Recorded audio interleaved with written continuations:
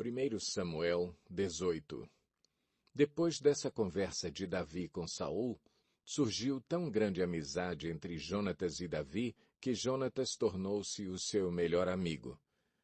Daquele dia em diante, Saul manteve Davi consigo e não o deixou voltar à casa de seu pai. E Jonatas fez um acordo de amizade com Davi, pois se tornara o seu melhor amigo.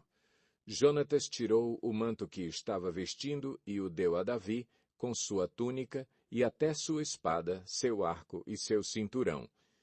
Tudo o que Saul lhe ordenava fazer, Davi fazia com tanta habilidade que Saul lhe deu um posto elevado no exército.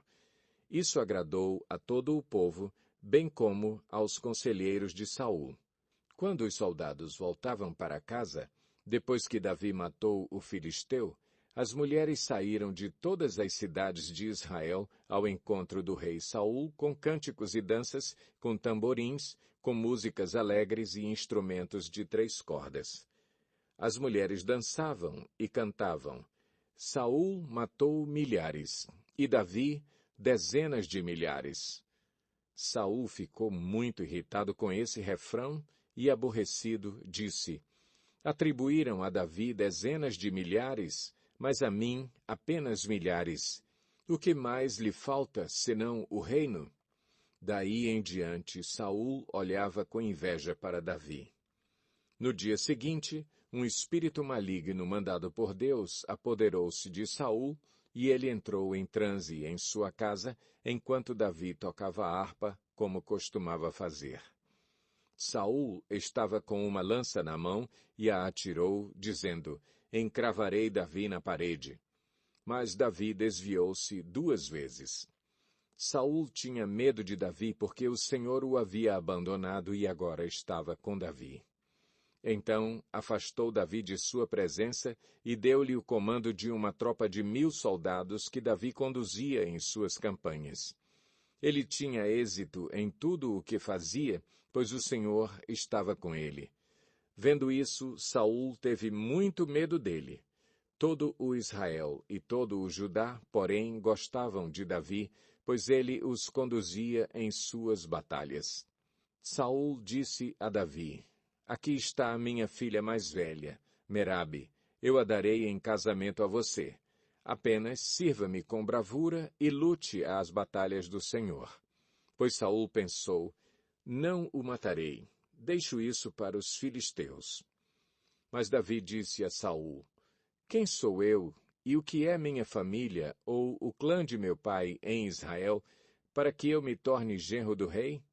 Por isso, quando chegou a época de Merabe, a filha de Saul, ser dada em casamento a Davi, ela foi dada a Adriel de Meolá. Mical, a outra filha de Saul, gostava de Davi. Quando disseram isso a Saul, ele ficou contente e pensou: Eu a darei a ele, para que lhe sirva de armadilha, fazendo-o cair nas mãos dos filisteus. Então Saul disse a Davi: Hoje você tem uma segunda oportunidade de tornar-se meu genro. Então Saul ordenou aos seus conselheiros que falassem em particular com Davi, dizendo: O rei está satisfeito com você e todos os seus conselheiros o estimam. Torne-se agora seu genro. Quando falaram com Davi, ele disse: Vocês acham que tornar-se genro do rei é fácil? Sou homem pobre e sem recursos. Quando os conselheiros de Saul lhe contaram o que Davi tinha dito, Saul ordenou que dissessem a Davi: O rei não quer outro preço pela noiva, além de 100 prepúcios de filisteus, para vingar-se de seus inimigos. O plano de Saul era que Davi fosse morto pelos filisteus.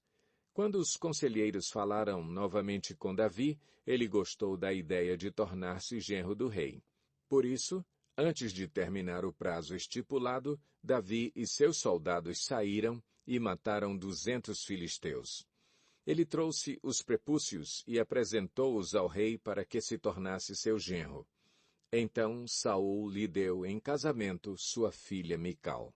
Quando Saul viu claramente que o Senhor estava com Davi e que sua filha Mical o amava, temeu-o ainda mais e continuou seu inimigo pelo resto de sua vida. Os comandantes filisteus continuaram saindo para a batalha, e todas as vezes que o faziam, Davi tinha mais habilidade do que os outros oficiais de Saul, e assim tornou-se ainda mais famoso.